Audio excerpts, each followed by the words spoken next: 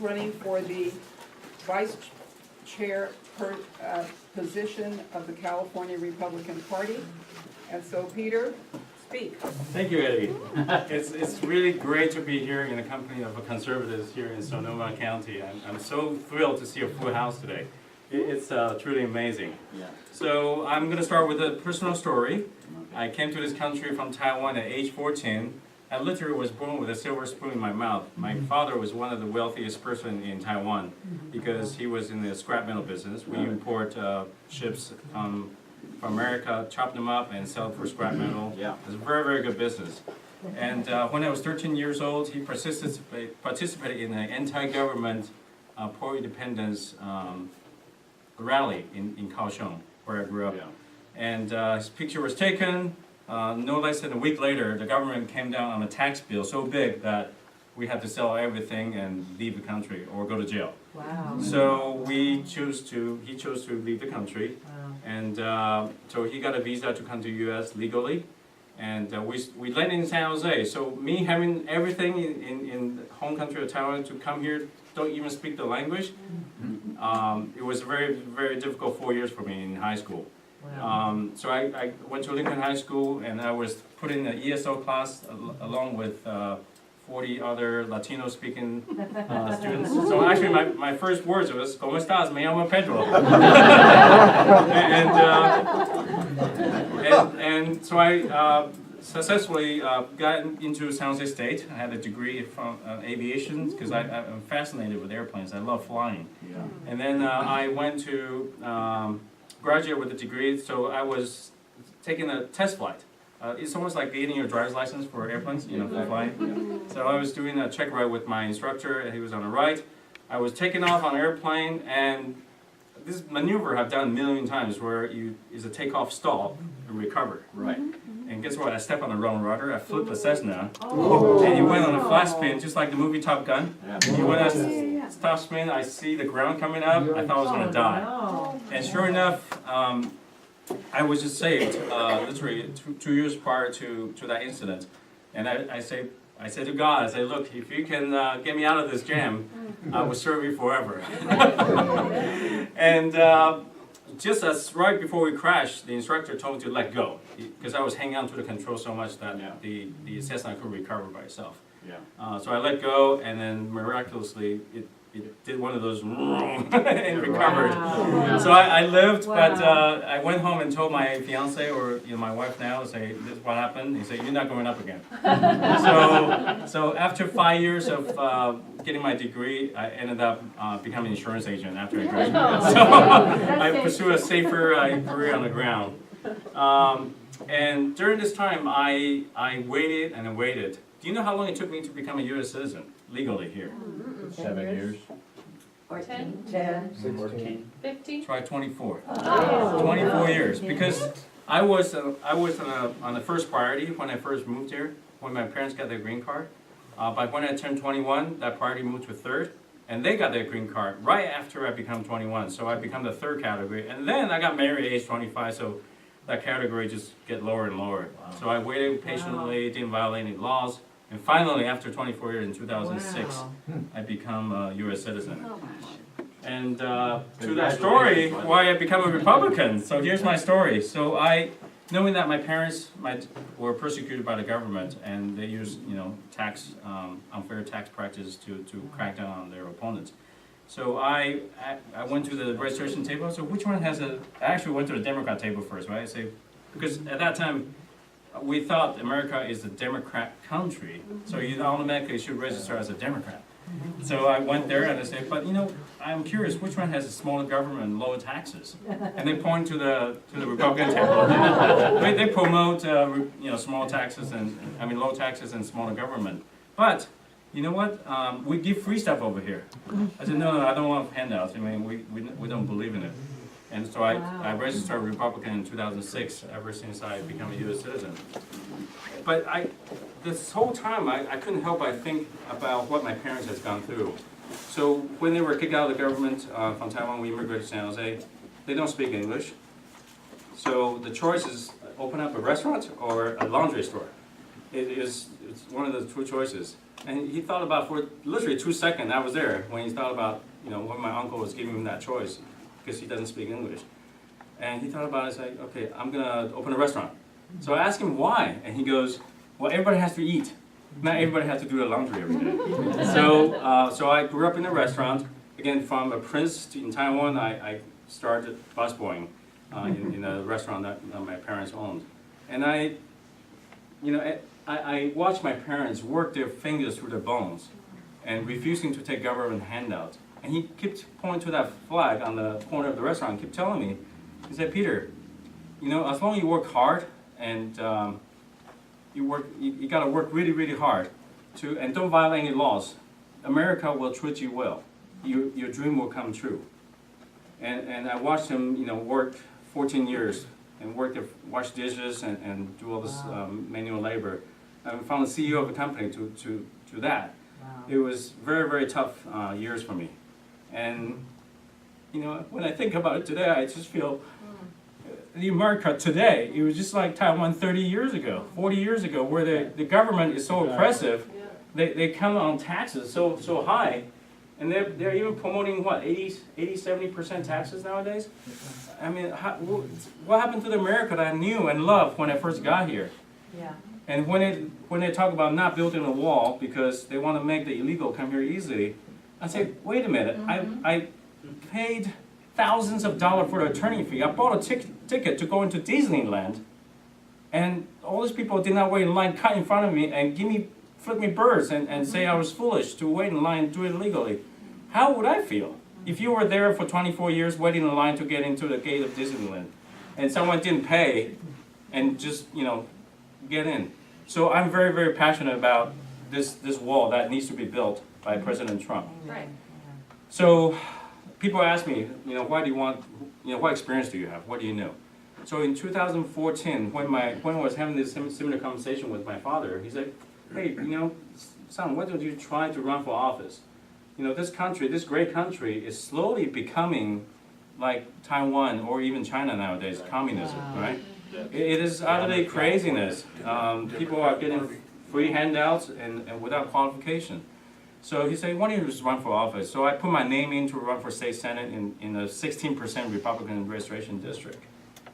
Surprisingly, I raised $300,000 because the state of California attempted to amend the Constitution to limit the Asian American admission to UC and CSUs.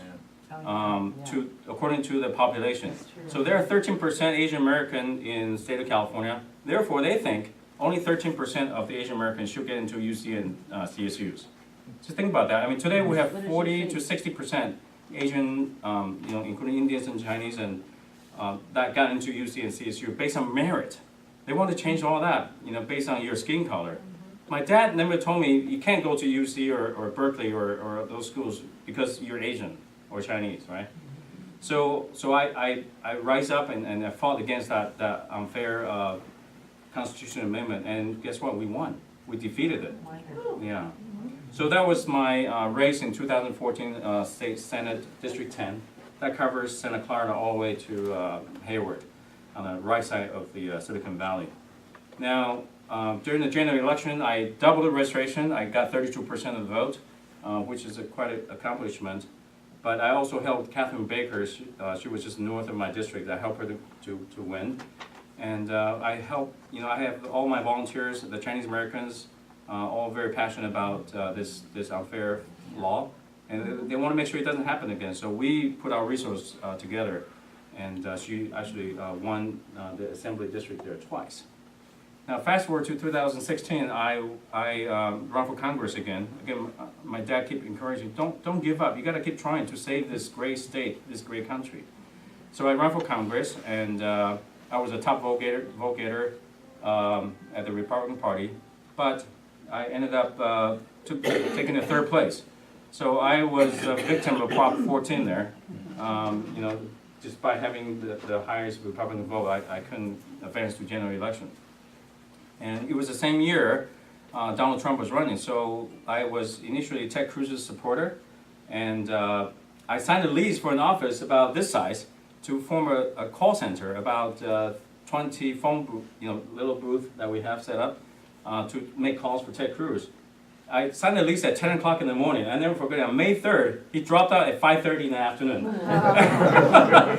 So I ended up having this center. I was like, gosh, what am I going to do with it? So I called the Trump campaign people. I say, can I volunteer for your campaign? And they said, what do you have to offer? I said, I got a call center all set up, ready to go. I said, okay, you got it. Wow. So I ended up so they gave me a title. I was the county captain for 4 counties, from San Francisco all the way to Santa Cruz. So it's San Francisco, San Mateo, Santa Clara, and Santa Cruz. There are 4 counties. And I had a list of 1,000 volunteers coming from all those counties to make calls. You know how many calls we made to the battleground state? 120,000. That was the entire Hillary campaign of all California combined. They didn't do anything just because they thought they had that election under control. So we called 4 battleground states, Florida, Michigan, Pennsylvania, and there's one more, I forgot. But we won all 4, and he won the presidency. So that's that story. So I become a strong supporter of President Trump, and so fast forward again to last year when Travis Allen was running. I was his campaign director. All the supply comes to my office, and I distribute it from there. Unfortunately, he didn't win. Now we're in January. The opportunity came up. The entire slate at the state leadership is either termed out or they're not running again. So I took this opportunity to travel. It took me 4 hours to get here today, by the way. Amazing traffic. And we're having our own central committee meeting.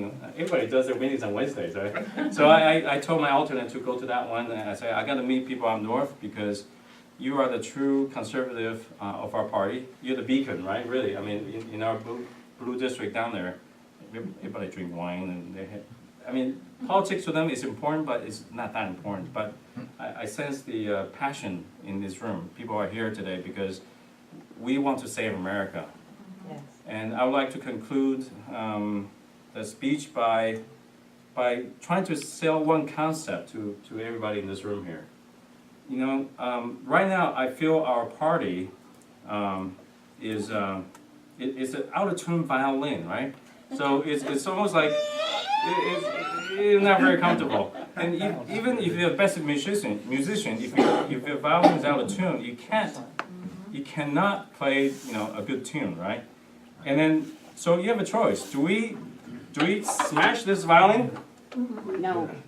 Or retune it? I think the solution is retune it. Now, the story of this speech is actually called the A string. So this string, with this A string, you can actually tune the rest of the strings. So the D for Democrats, we can tune them as well. And this is the G string, is the GOP. And E string is everyone else.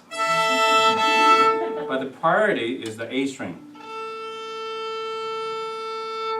If your A string is off the note, then none of this will happen.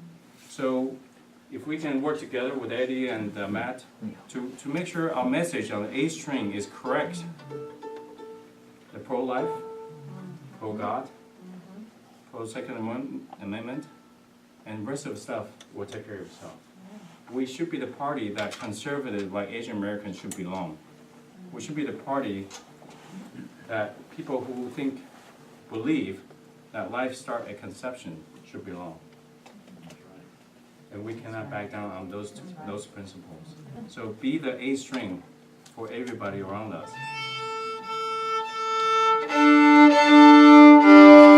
And everything else will take care of itself. So I'd like to close my speech with a prayer and a song, just like church. Just kidding. I was very, very involved with Campus Crusade for Christ when I was in college. So I preached gospel. I went to Japan, preached gospel there. I'm based on Great Commission, so I shared gospel with 3,000 students. 2 came to Christ, but those 2 now has the largest church in Nagoya. Wow. Yeah. Wow. So this is, God work in a mysterious way. I still don't know what it is, but I'm here for a reason. I don't know what it is, but I think I'm here to plant the seed that we can do this. You know, don't be Right. discouraged. Right. And just like that little boy, when he came here at age 14, I think I wanted to kill myself because, you know, this is like, I don't know anything, I don't know anybody. But, you know, watching my parents work so hard, it was really, really tough 4 years for me. But I lived through it because I believe in that flag that will give us the freedom and the opportunity, Amen. just like this country has. So would you bow your heads and pray with me? Lord Heavenly Father, what a blessing it is to be here today, Lord. You have brought us so much. You brought the rain that we can grow. During springtime, our forest really needed this water. So you know what we need, and you know what you will give us to make us thrive. Lord, we sit here today and just ask you to please pray for everyone in this room here today, to give them health. Make sure you keep them healthy so they can serve you. And most important of all, give us the wisdom how to do your work. So Lord Father, I ask you to guide us, to bless us as we choose this next rounds of leadership, is that we can choose that leader with our heart, not with that text that comes through the phone every time. So I ask you to please bless the leadership of this amazing county committee and give them wisdom and guide them so that they can do your work. We ask for all this thing in Jesus' name. Amen. Amen. All right.